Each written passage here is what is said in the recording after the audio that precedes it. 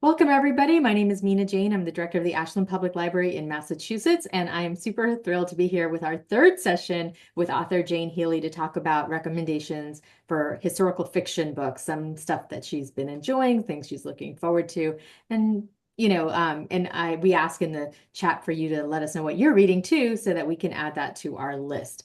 So, a couple things. I want to thank the Friends of the Ashland Public Library for supporting all of our programs. We have a blast, and they make it all possible, and to Jane for letting us share this program with other libraries. She told me just now that I think Melrose put it in their newspaper, which is fabulous. So, libraries working together make magic. So if you haven't been here before, Jane is going to be making a bunch of book recommendations, historical fiction topics. In the chat, you can let us know what you've been reading and enjoying. And at the end, after the talk, I will send out the recording link as well as a list of all the books that Jane is recommending, as well as you are recommending. So you no need to like scribble everything down. I can't read my own writing. I don't know if you can. So let's get started. Jane, thanks so much for being here. Hello, Mina. It's always so good to see you. Thank you for having me. Absolutely.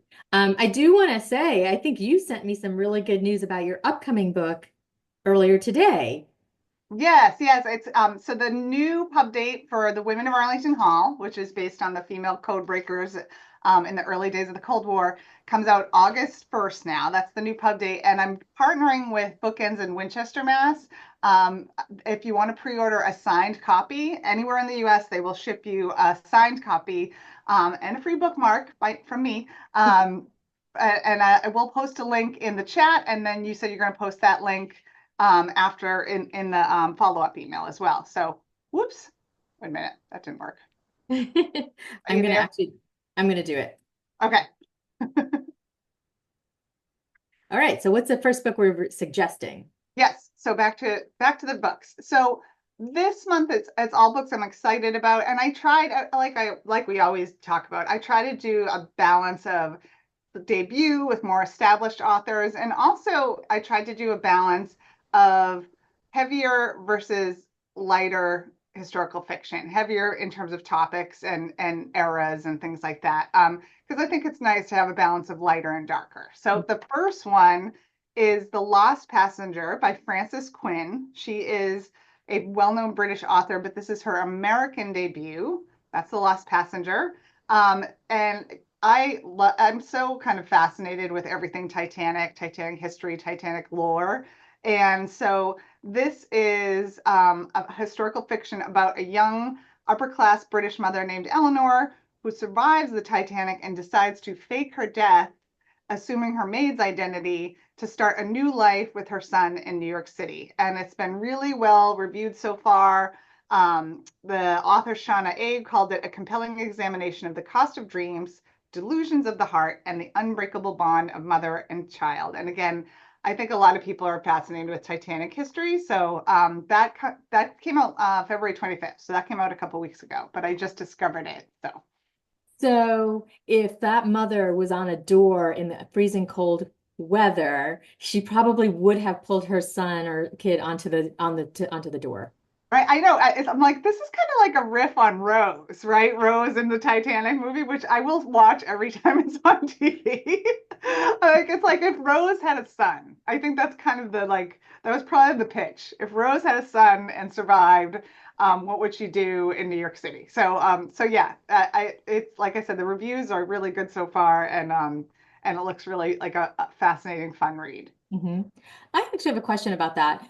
You said that you're sort of fascinated about Titanic. Do you think that that's part of the appeal for historical fiction? Is that when we have an interest in a particular aspect of history, we'll read any book about it? I think that, yeah, I think that's true. I think that's why World War II has been so popular for so long. I remember reading, I forget what the name of the book was, and it was an account of the Titanic history in like middle school, and I've just been like riveted ever since. Anything Titanic, it's like it's such a stranger than fiction story, and I think that's why people are still it's the world is still kind of fascinated with it. Mhm. And one of the things that authors always tell me when they're thinking about what they're going to write is the what if question. And I Yeah. think Titanic really, really like goes to that. Like, what if somebody survived? What if this happened? What if it didn't happen? you know. Right. Yeah. Exactly. There's so many possible mysteries and angles that you could go after with that backdrop. I totally agree. Okay, so your next book is completely different, isn't it? Yeah, so the next book releases today, and I saw this, and it's about the Tulsa Race Massacre of 1921. It's called The Filling Station by Vanessa Miller. And I just have to read this quote from Jodi Picoult, who was an early reviewer of it. Um, the 1921 Tulsa Race Massacre is shockingly little more than a footnote in history. Miller's book, thankfully, reverses that egregious oversight. We viscerally learn how this vibrant Black community fought devastation with resilience, faith, and grit. And the story itself centers around two sisters who flee the massacre. It took place over 2 days, May 31st and June 1st of 1921. And it's considered one of the worst incidents of racial violence in American history. And I didn't realize this, but it was kind of buried and not covered in history books for a while in local history, and also in national history. So these two sisters flee the massacre and they find refuge at this filling station on Route 66, what became Route 66. And I was like, what a premise! And it's one of those lesser known aspects of American history that I think is so important and also interesting, like and should be learned. The Library Journal also has had a really great review, and it said it's a novel that should be required reading. Miller movingly explores the aftermath of racial trauma and how resilient people can open their hearts again. And it received a starred review from the Library Journal. Mhm. I'm curious about this one because we were just talking about things that fascinated us. But one of the things that you do really well, Jane, is bringing forward books and stories that are not so well told. I think that your books particularly bring untold stories of women in history. So, and this is our opportunity to talk about books that have been lost, like stories that had sort of been lost to history. So, um, are you finding that people have like not new, but like they're like seeing their own selves in their own in the history now and then and glomming onto books like that? Because like I'm thinking about the Davenports, which I absolutely loved by Chris, Oh yeah. right? And how I'd never known that history or that aspect of it. And I loved it. And so now I was like, oh, I'm going to read everything by Crystal Marquis that about this topic. Yeah, no, I think that's true. I think we're in a really good time where there's a lot of historical fiction that celebrates these lesser known stories, brings them to light. Because I didn't realize in Tulsa there was this incredibly vibrant and well-to-do Black community before all of this happened, and it decimated that community. So yeah, this is another one of and I didn't, I meant to look before we got on.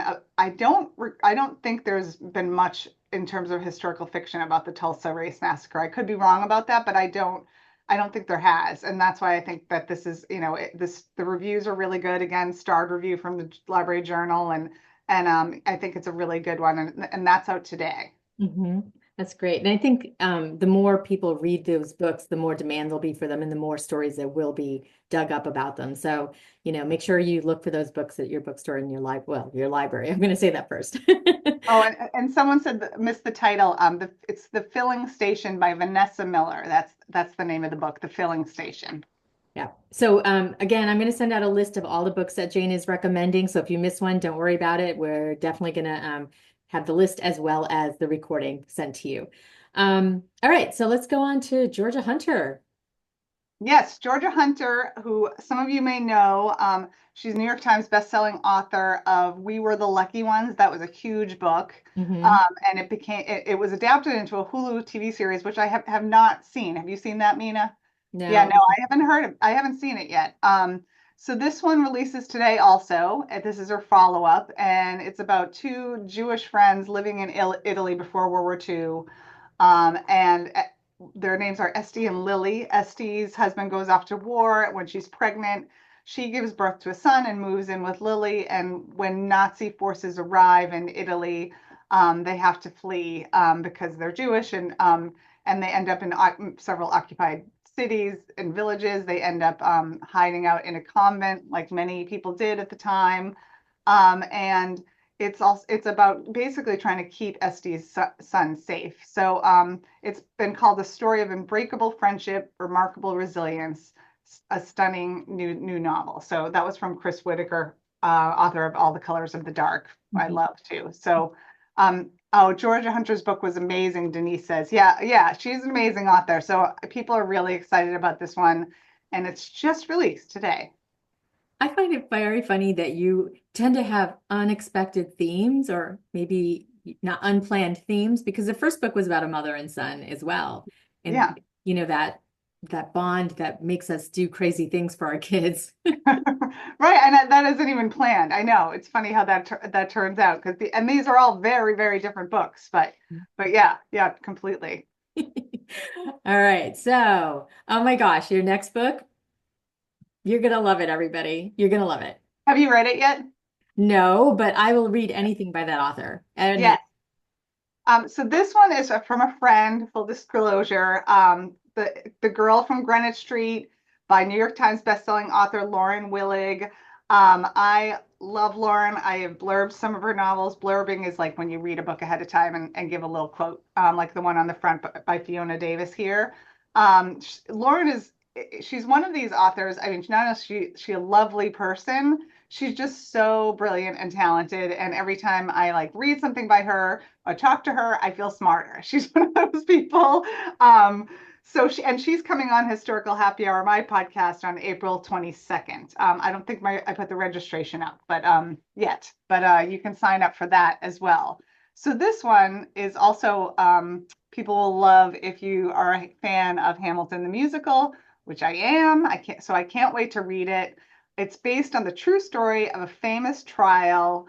It's been called Law and Order 1800 as Alexander Hamilton and Aaron Burr investigate the shocking murder of a young woman who everyone and no one seemed to know. She told me about this premise when she was writing it, and I was like, oh, "That's amazing! What a great idea for a book!" So I'm really excited for this one. Yeah, I mean, she is such a good writer. I've been a fan of hers since the Pink Carnation books. Oh yeah, So, yeah, so her ability to pull out just the most interesting nuggets from history and making them the fa most fascinating stories. But what is it? I mean, Hamilton, is it just because of the show? Like, I mean, was he completely obscure until the Broadway show?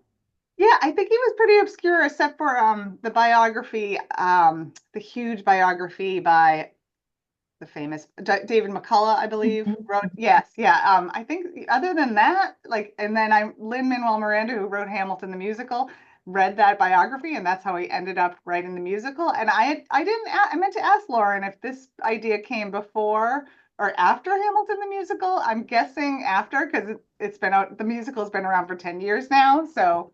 But yeah, so I mean, but what a great idea. I mean, it's just, it's such a great premise and so fun and really it's the fact that it's based on a true story makes it even better.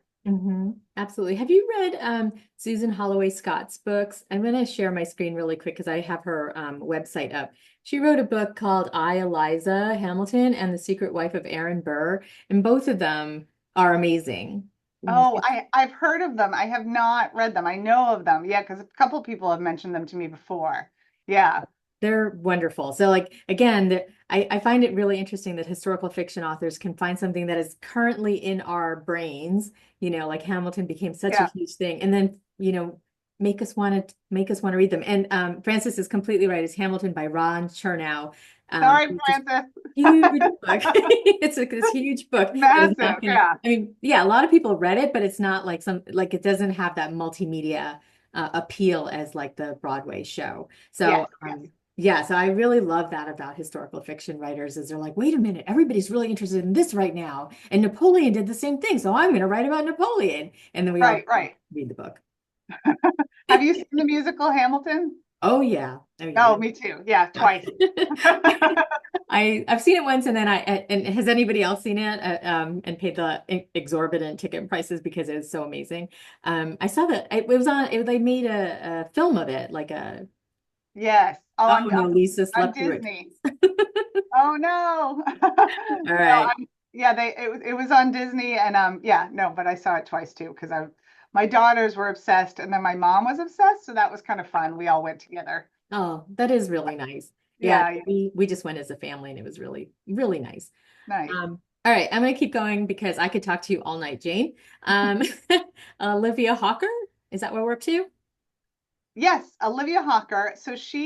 Olivia Hawker has written dozens of novels. She's super talented author. We share the same publisher, Lake Union, although she's published with other imprints as well. So she has this is the book, The Stars in Their Light, and this comes out April 1st. And if anyone is like fans of UFO lore, takes place around the Roswell, New Mexico. I am too. I totally am. Roswell, New Mexico, the mystery of the unknown grips a sheltered nun in a haunting historical novel about fate, agency, and faith. So it centers around the supposed crash of a UFO in Roswell, New Mexico in 1947. And a nun is sent to establish a monastery in the town of Roswell, and she meets two people who had witnessed the crash, supposedly witnessed the crash. And Hawker is a beautiful writer. She's probably, I'm trying to think what she would be known for. The Ragged Edge of Night was a big book for her. One for the Blackbird, one for the Crow, and the Prophet's Wife. But she's like, I think she's up to like 30 novels or something. She's unbelievably prolific. So I love UFO lore, and it's really funny because I, I very, my new book starts in 1947, and I touch on. There's one of the characters is kind of obsessed with UFOs, like I kind of touch on this event and a couple other events because that summer of 1947, after Roswell, New Mexico's UFO sighting, all of a sudden people all over the country thought they were seeing UFOs in the sky. So yeah, so I'm excited for her. She's always a great, she writes brilliant books, and so this one comes out April 1st. It's kind of like this must have been written way before this, but like remember just recently there was that thing in New Jersey about all of the The drones. yeah. And they thought they were UFOs because there were so many of them and they couldn't Yes. figure out what it was. I don't know if they still have figured it out. Yeah, I know. What happened with those drones? Nothing. Like it's gone away. It was on TikTok everywhere now. And I I was know. obsessed, because I'm obsessed with UFOs. My family thought we saw one summer in Maine. My parents have a cottage on an island in Maine, and there was one summer night that we were all convinced we saw UFOs, and you know, probably not, but it's fun to think about. You were the most interesting person, Jane. Not really. You really are. I'm Um, nerdy. but if you have to, well, I'm a total nerd, so it's fine. But I think it's really interesting that we think of history as so long ago, but Roswell was what, 75 years? I mean, that's Yeah. not that long ago, and No. people are still living from that time. So, history can be, anything that's in the past. It could be Yes. yesterday. Yes, absolutely. Uh, Totally agree. Love that. Okay, on to the next. On to the next. This one is, I was talking about like lighter and darker, and this one just, I haven't read it yet. I have it here. It's The Library of Lost Dollhouses by Elise Hooper. She has written a bunch of books. She wrote Angels of the Pacific and Fast Girls. I read and endorsed both of those books before they came out. She's just a terrific writer, and it's multiple timelines, multiple narrators, but it starts in present day. And a librarian in San Francisco, she's it's a curated library, and she finds out that her library is on the brink of bankruptcy. And she discovers when she's going through the library one night these two dollhouses that were like hidden in the basement of the library or something like that. And they hold a hidden key to the woman who started the library, and she thinks that they might be worth something. She thinks that they might be able to somehow save the library, and so it goes. It starts at oh, here's my notes. Sorry, because I haven't read it yet, but it starts in 2024, goes back to early 1900s Paris, post World War I English countryside, 1950s Disney Studios. So it's just like really fun. And it ties all back to these dollhouses in San Francisco. And an interesting thing about Elise is that she is a dollhouse person and a miniaturist. She creates these amazing, if you follow her on Instagram, Elise Hooper, she creates these dollhouses and these amazing like little furniture. And she even created a little tiny Beantown Girls book that she put in the dollhouse of my book. And I was like, that's the best thing ever. And so she did that with some of her friends' books. And yeah, so she's really into dollhouses. So I was like, what a cool concept. And you like something that you love, and to like wrap it up and create this narrative. I'm really excited to read it. That is amazing. I was going to say, I think there's somebody here from Rockport, and one time I went to Rockport, and there was a miniature, like there was a store that only sold miniatures, doll houses, and Oh, everything you put in it, historical, current, whatever. And I went back a few years ago, and it's gone, and I was devastated. So I can see oh, why Elise would be into it. yeah. I mean, it's so crafty. I am like, don't have a crafty bone in my body. So every time she posts about it, I'm like, so cool. Yeah. So I'll hold it up again too, because it's a cute cover too. The Library of Lost Dollhouses. And this one comes out April 1st as well. Okay. All right. Yeah, we should look for that because, doll houses and libraries, I mean, you really can't go wrong. Right. Okay. Absolutely. So I think I have the cover for the next book. Oh, yes. So the next one, I got an email from the publicist. She pitched it for the Historical Happy Hour podcast, The Eights by Joanna Miller. This is a great concept, I think, and premise for a book because it's about four women in the first class of that they let in females at Oxford University. They let in four females at Oxford University in 1920, and it's the first time in Oxford's 1,000-year history. They admitted four students, and they were nicknamed the Eights because they lived next to each other in corridor 8 in this hallway in this dorm. And it's all about their friendship and dealing with the misogyny of the time and navigating life in the trauma and aftermath of the Great War, World War One. And yeah, I knew nothing about this history and when they first let women into Oxford. So I was like, that's a super cool concept.